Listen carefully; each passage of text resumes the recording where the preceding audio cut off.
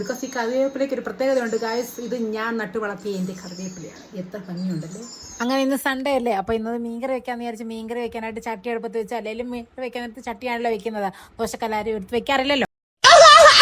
ചട്ടി ചൂടായതിനു ശേഷം ഞാൻ സൺഫ്ലവർ ഓയിൽ, പിന്നെ കടുക്, ഉലുവ പൊടിച്ചതല്ല, ഉലുവ പൊടിക്കാൻ സമയമില്ലായിരുന്നു, അതുകൊണ്ട് ഉലുവ അതുപോലെ തന്നെ ഇട്ടു. പിന്നെ ഇഞ്ചി, വെളുത്തുള്ളി, നമ്മുടെ കറിവേപ്പില, പിന്നെ എന്താണ് കൊച്ചുള്ളി, ഇത് നാലും കൂടിയിട്ട് നല്ലതായിട്ട് എണ്ണയ്ക്കകത്തിട്ട് നല്ലതായിട്ട് വഴറ്റിന് ശേഷം മുളക് പൊടി, മല്ലിപ്പൊടി, മഞ്ഞൾപ്പൊടി, ഇത് മൂന്നും ഇട്ട് നല്ലതായിട്ട് എന്താ പറയുന്നത്, നല്ല കരിഞ്ഞല്ല, ഒരു വല്ല പച്ചമണം മാറുന്ന മാതിരി ഇങ്ങനെ ഇട്ട് ഇളക്കിയതിന് ശേഷം നല്ല ചൂടുവെള്ളം ഒഴിച്ചു കൊടുക്കുക.